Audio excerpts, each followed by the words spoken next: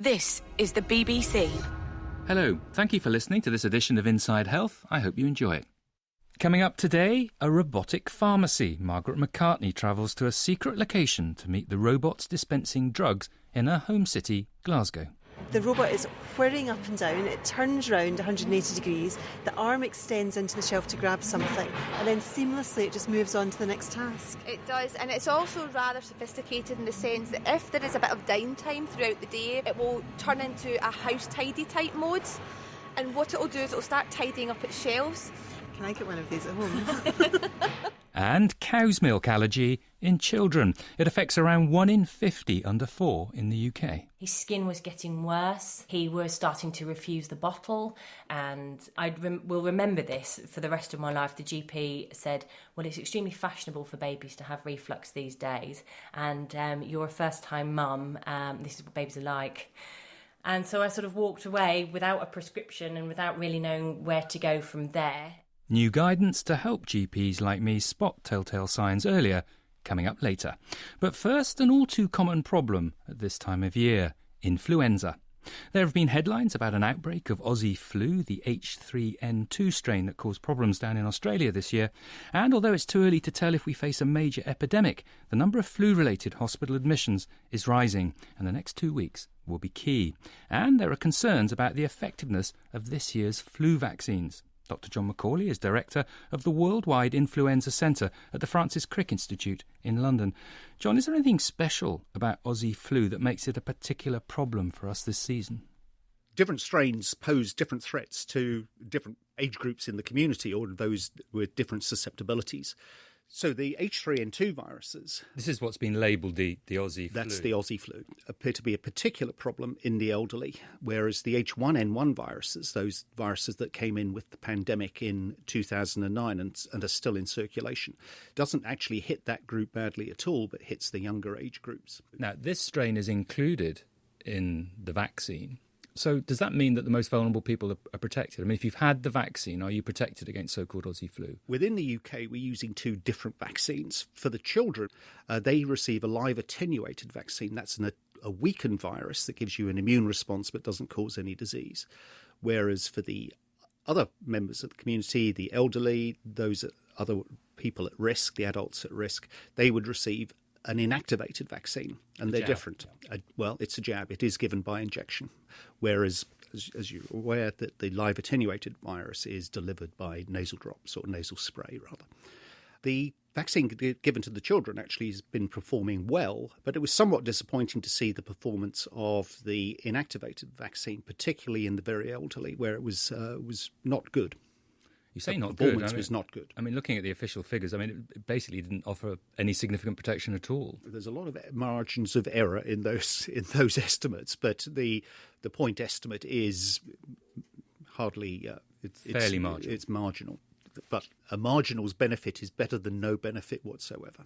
So looking at this year, I mean, we're using similar vaccine technology, using similar strains, and we've got a similar circulating strain out there. So, I mean, what you're saying is we're not expecting great protection in older people? I mean, they are the most vulnerable, that's why it's important, and there are millions of them. So. Indeed, this is a problem that we have. The elderly population is increasing in size, and this vaccine, the inactivated vaccine, seems to be performing poorly, the one that we're giving.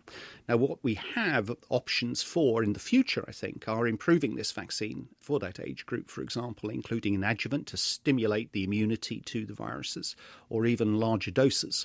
So, put simply, this is something that you'd add to the vaccine to make it more immunogenic. It provokes a bigger response. Yeah, I think immunogenic, the word you use there is right. I mean, immunogenic meaning stimulating a greater immunity, a broader immunity.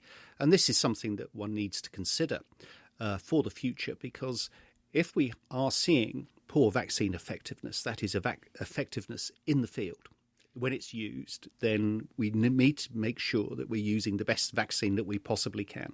What about other strains? Aussie Flu's grabbed all the headlines, but it's not the only strain that's circulating indeed. it.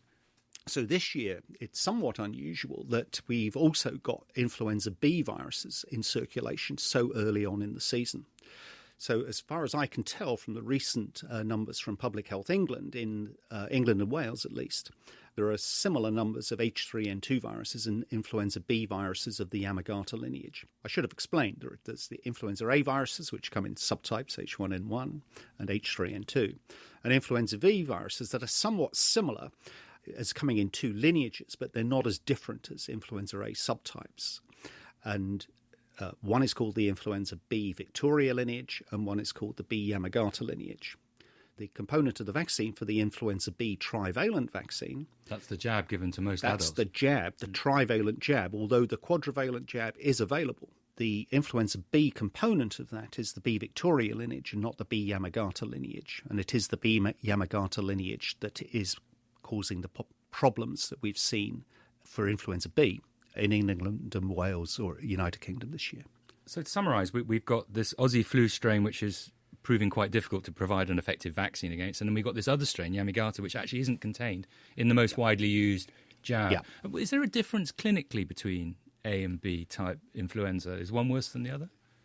It's generally reckoned that influenza A viruses are worse than influenza B viruses. And it's recognised that influenza B viruses of the population, the most susceptible age group in the population is the children for influenza B viruses. That said, the vaccine that children are given, the live attenuated vaccine, has got both the influenza B Victoria lineage virus and the influenza B Yamagata lineage virus in it. So once again, this year we would hope that actually children are probably better protected than older adults in our society. Indeed, and it may well be that by protecting the children, you indirectly protect the adults by not introducing the infection into the household in the first instance. And for people listening to this in the UK who've not been vaccinated but are eligible, it's not too late. No, that's right. I mean, it's well worth asking for the vaccine. So it might not be the most effective jab you had, particularly for older, but it's the only protection we have. It's the only thing that we've got other than complete isolation. And what about if you get a choice, and most people won't have a choice about what flu vaccine they're offered, it's whatever their supplier's got. But if you had a choice between quadrivalent, that's the 4-strain, or the 3-strain trivalent, presumably you go for the quadrivalent one because it covers more possibilities. I would go for the quadrivalent, yes, but generally I'm not given the choice. It's I get given what's there on the shelf.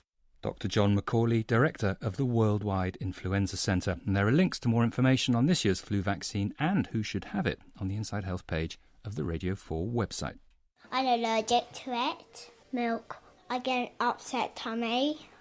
I was all swollen on my face. And your tummy swelled up, didn't it? And what else happened, George? Chilly. Itchy. Itchy. Itchy, didn't you? Yeah.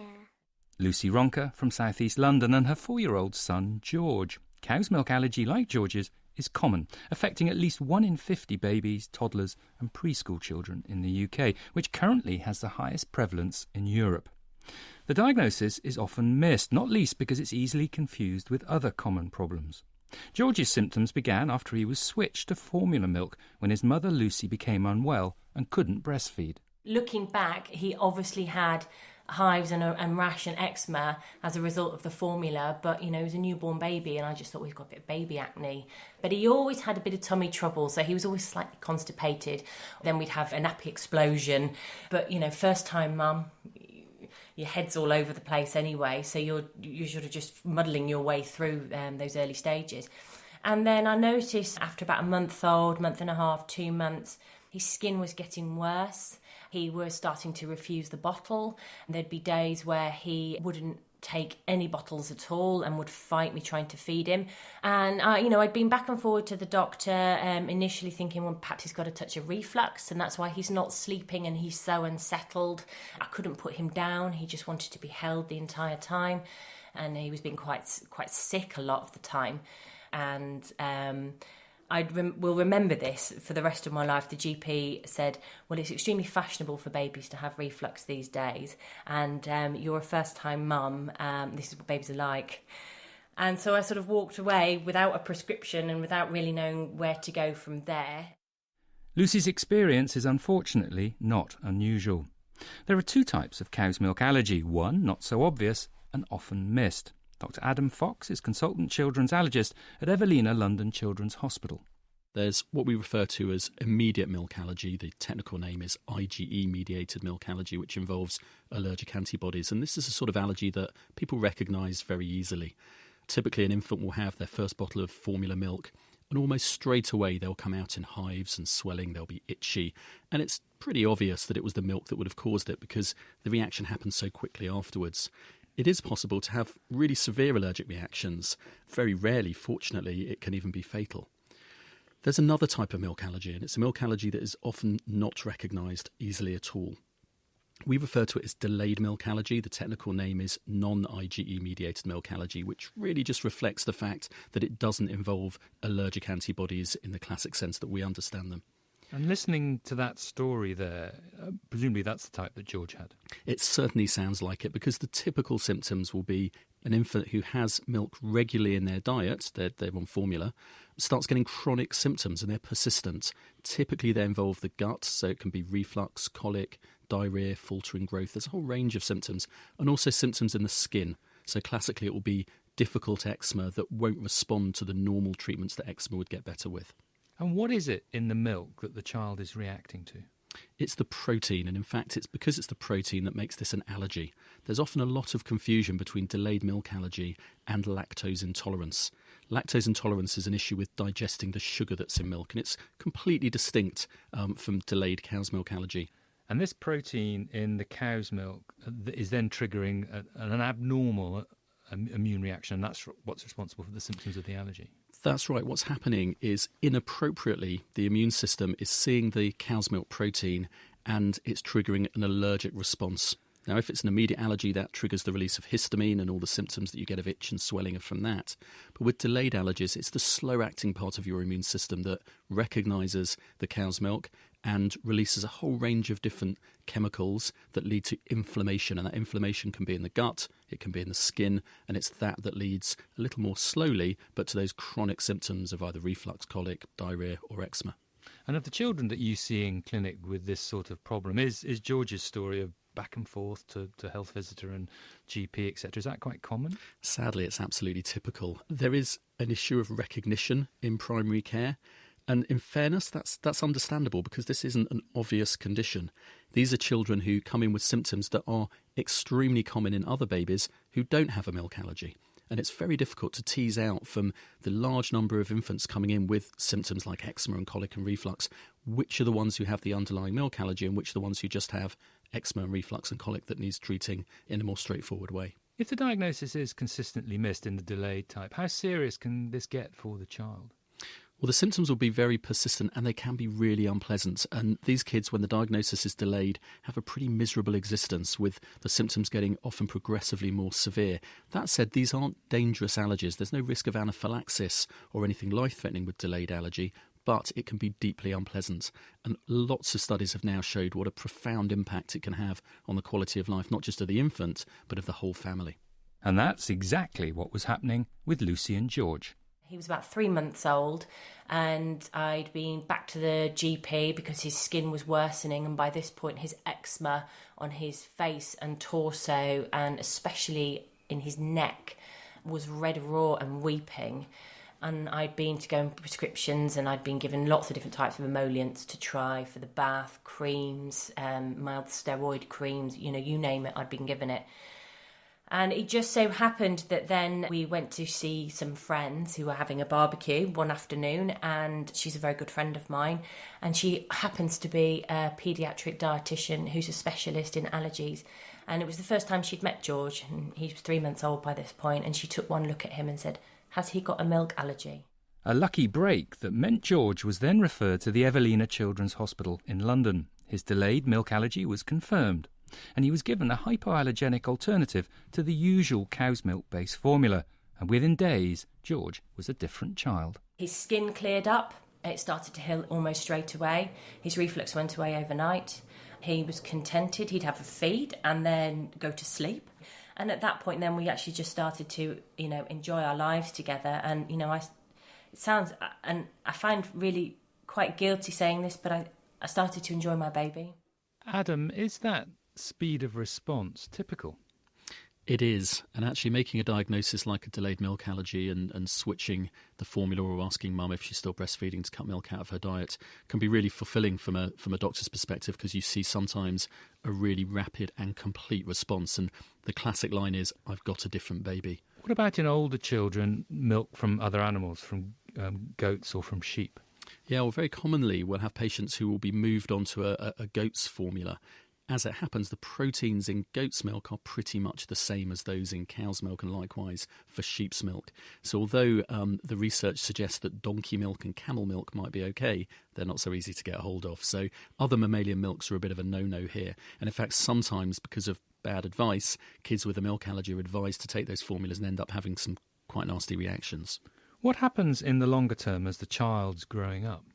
So the norm for a delayed cow's milk allergy is to outgrow it. The prognosis is good. The majority of kids have outgrown it by about 1 to 2 years of age. There are some stragglers who won't outgrow it till a little bit older. And occasionally, and fortunately it's the minority, you'll get more complex cases where it's not just milk, it's often a number of other foods, and they tend to have allergies that can persist a little bit longer into childhood. Because Lucy had already had one child with cow's milk allergy, when she gave birth again 2 years later to George's baby sister, Iris, it was decided to check at the outset. So Iris was given a tiny test feed while they were both still in hospital.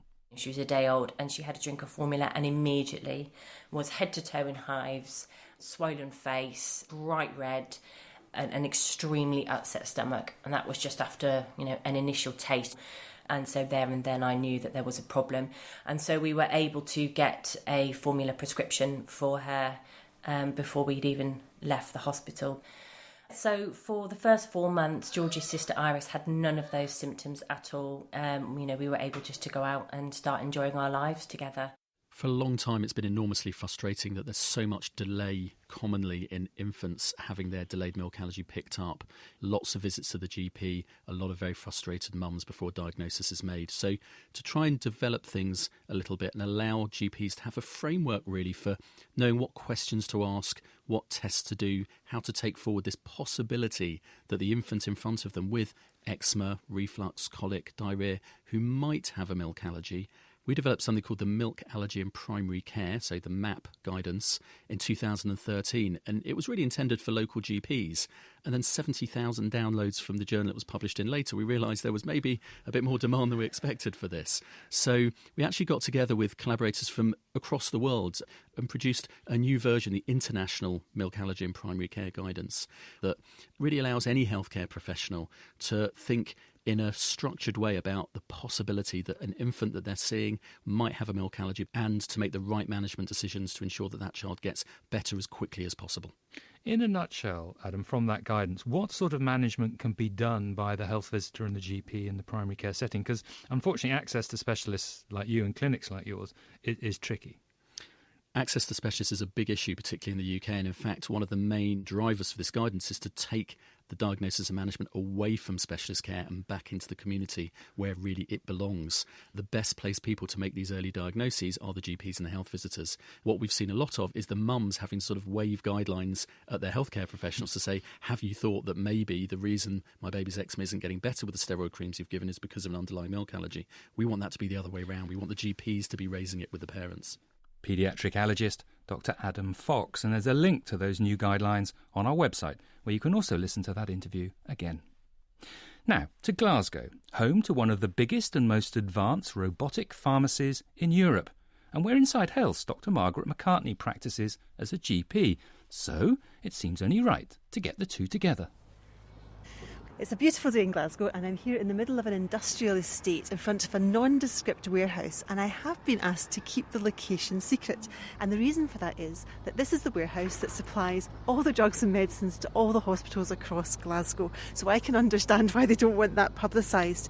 It's a massive place. This used to do the job of 14 different hospital pharmacies, and it's run by robots. And I'm very keen to see what it looks like, and we've arranged to go in and take a look today. My name is Gail Robertson and I'm the lead technician within Greater Glasgow and Clyde for pharmacologistics. We're just standing beside the window at the outside edge of this enormous warehouse, and in the middle I can see a big white cube. What's that, Gail? So that big white cube is actually our robot installation. There are 8 robots all interconnected with a conveyor system. Inside those robots there's a number of picking arms that will actually go to a shelf to retrieve the product and output onto the conveyor system. So by robots, what do you mean? Is it just robot arms? Are these kind of cyborgs? What do they look like? Not Little Mickey. It's certainly just an arm that reaches out onto a glass shelf and draws a stock back. So it's almost like a fork-type finger that selects the product, brings it out and puts it onto the conveyor system. So how do the robots know what it is that you want? Every product has a unique barcode, which then interfaces with our drug catalogue, and that's how it identifies which pack it needs to pick. Where do the orders come from? Who are you supplying? The orders are coming from across the Greater Glasgow and Clyde Health Board, which is vast in size. We've also got customers in NHS Highland, the lower area of Argyll and Bute, and we also supply to places like Oban, Islay, Mull.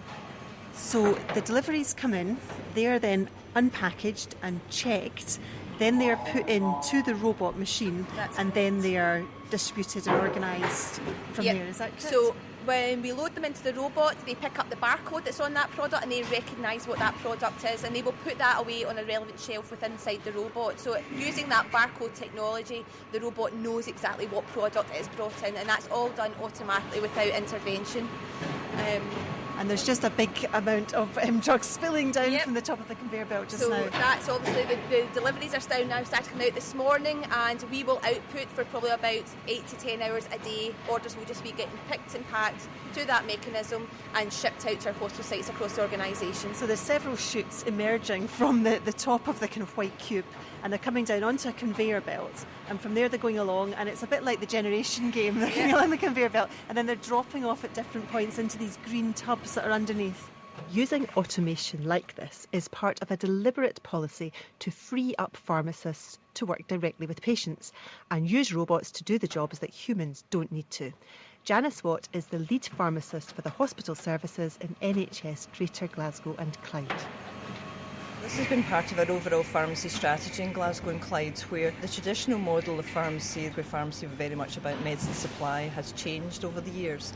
And we now have pharmacists who are very much working with doctors on wards, and pharmacy technicians who are professionals in their own rights, who are again working on wards, checking discharge prescriptions, speaking to patients. And in order to free up that resource, in order to give that direct patient care, we needed to look at the things that were routine and easily managed in a different way. And so therefore picking stock from shelves and putting it in boxes seemed like an obvious thing to do differently, and to use automation to free up our staff time to use their technical and professional skills in a different way that's more beneficial to patients. So I could just take you round to one of the robots just now, and if you just look through the glass, you'll be able to see straight ahead. There's the picking head, and you can see. We're looking into a kind of glass window, aren't we? And it's just extraordinary that it's floor to ceiling glass shelves with lots and lots and lots of packets of drugs on them. Yes. And there's a flying arm that's whizzing up and down them. The picking head basically just finds a shelf where that product pack size will fit, and it just slots it straight in. It's quite mesmerising to watch. The robot is whirring up and down, it turns round 180 degrees, the arm extends into the shelf to grab something, and then seamlessly it just moves on to the next task. It does, and it's also rather sophisticated in the sense that if there is a bit of downtime throughout the day, if we're not outputting orders, it will turn into a house tidy type mode. And what it'll do is it'll start tidying up its shelves. Can I get one of these at home? The other thing that seems slightly counterintuitive is that we can't have the shelves too clean or dust free, because if they're too shiny and slidey, then it can't pick the products easily. So we can't be going in with our duster and tidying up, because it needs an element of Glasgow dust on the shelves. This is just sounding better and better. Now, what's just happened here is we've now got a live error on one of our robots, and one of our super users will come now and deal with this error. There's been a problem with the picking head.